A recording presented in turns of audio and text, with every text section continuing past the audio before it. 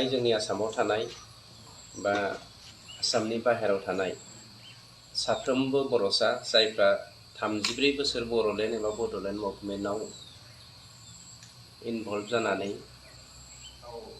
बायदिसिना केस जाबजानाय दङ। बे केस जाबजानाय साफ्रोमबो जोंनि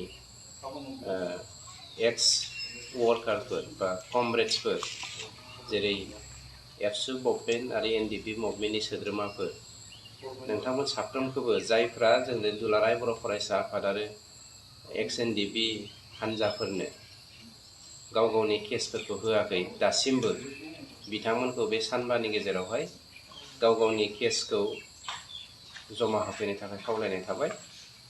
बे जमा होनाय टाइमाव गोनांथि आगजुफ्रा जादों बिथांनि सेल्फ एड्रेस थानांगोन कमप्लिटलि आरो बेजों लोगोसे बिथांनि केसनि सेक्सन नाम्बार थानांगोन।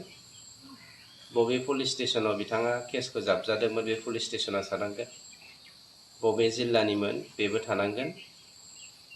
बेखौनो जोङो बिटिआर सरकारनि जानानै थामहिनबा आं सासे एनडिपि एक्स वर्कार हिसाबै साफ्रोमबो जोंनि एबसुनि सोमावसारगिरि केस जाबसिनजानाय साफ्रोमबो जोंनि एनडिपिनि मुङाव केस जाबसिनजानाय रायजो राजाफोरखौ गुरै खावलायनाय थाबाय। बे सानबानि गेजेरावनो जायफ्रा केस नाम्बारफोरखौ होफैयाखै सेक्सनफोरखौ होफैयाखै आरो सोरबा होफैदोंब्लाबो बिथांमोना गाव गावनि नामखौल' होफैदों, बेवहाय केसनि सेक्सनखौ होआखै। बबे पुलिस स्टेसनाव केस जाबसिनजानायमोन बेखौबो होआखै, बबे जिल्लानिमोन बेखौबो होआखै। बेनिखायनो गोदानै सानबा टाइम होफिननाय जाबाय। बे सानबानि गेजेराव होफैनो थाखाय खावलायबाय। बेजों लोगोसे दिनै आं जोंनि मिडियाखौ स्पेसियेलि बर' मिडियाखौ हामबाय होनदों। नोंथांमोना गोबां जोंनो हेफाजाब होदों। आरोबाव नोंथांमोननि मिडियानिजोंनो मोनसे खावलायबावनो नागिरदों। एबसु मुभमेन्टनि समाव आरो एनडिपि मुभमेन्टनि समाव थामहिनबा बर'लेण्ड मुभमेन्ट आरो बड'लेण्ड मुभमेन्टनि टाइमाव जायफ्रा मुंख्लं जालांबाय बे मुंख्लं जानायफोराबो न'खरफोराबो जुदियोब्ला सोरनाबा थालांदोंब्ला होनो बा बावगारलांदोंब्ला होखानायखौ आं बुङाखै, होखानायखौ होनानै नोंथांमोना जोंखौ डिस्टार्ब खालामनो नांला। जायफ्रा होआखै होननानै बा मिथियालासिनो दङ बा होआलासिनो दङ बिथांमोनखौ बे मार्टियार्स फेमिलिनि लिस्टखौबो होफैनो थाखाय सानबा टाइम होनाय जाबाय। इयुनाव जेन जोंखौ दा दुसिथों, ओंखायनो मिडियानि गेजेरजों बेखिनिखौनो बुंथिनानै होनाय जाबाय। गोजोन्थों। सार, सानबानि टाइम जुदि होफैनो हायाबा एक्सटेन्ड जानायनि माबाफोर? एक्सटेनसन जानायनि खुनु राहा गैला। जों सानबा बा खोब मेक्सिमाम होथारबा जों 6 दिन होनो हागोन। मानोना जोंबो माखासे टेकनिकेलि खामानि मावनो गोनां जायो। ओंखायनो जोंनियावहाय ओरैबायदि खालामनो हायो। दा हमना ला मोनफ्रोमबो हालामावनो फरायसा आफादनि अफिसफोर दङ। मोनफ्रोमबो हालामावनो जोंनि एक्स एनडिपि वर्कारफोर दङ।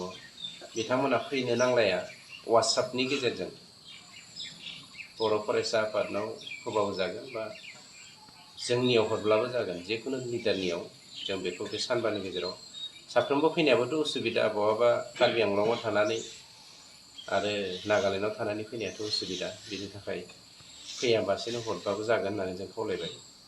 बेनिफ्राय माखासे जोंनाव केस दंबावो।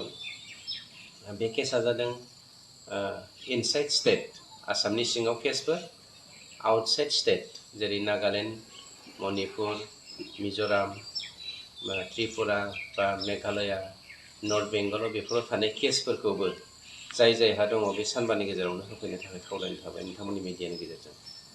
आरोबाव मोनसे खावलायबावदों, दिनै जोंनियाव एनडिपिनि केसाव इनभल्भ जानानै जा 18सा भुटानाव दङ, सासे एनडिपिनिफ्राय एरखेनानै लामा आन्दायनानै म्यानमाराव थाबोदों।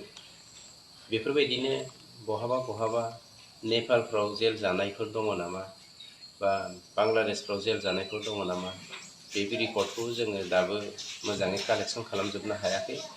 दा भुटानाव जोंनाव 18सा दङ, बेखौ जोङो कनफार्म जाबाय। बाखि नेसनाव थानायखौ जोङो मिथियाखै। सोरबा न'खरा बेवहाय माने मिथिहोनो बावनानै दङब्ला बेखौबो मिथिहरनो थाखाय जोंनिफ्राय नोंथांमोननि मिडियानि थ्रुयै फोरमायहरनाय थाबाय। सार, दासिमखौ मिथिनो थाखाय ओरैनो गोरलैयैनो मिथिखायो मानोना बिथाङा आगोलनिफ्रायनो जायहा केस जाखादों केसनि सेक्सना बिनाव थाखायो आरो बिथांनाव केसनि सेक्सना जुदि गोमाबायब्ला उकिल हमनानै सानसेनि गेजेरावनो बख'नो हायो बख'नानै हरनो हायो। केसआथ' बेयावथ' राङारि अनसुंथाइनि गोनांथि गैया मानोना केसखौ जोङो 31 नैबे बोहैथि दाननि 31 थारिखनि गेजेरावनो जोङो फोजोबनायनि थांखि लाबाय।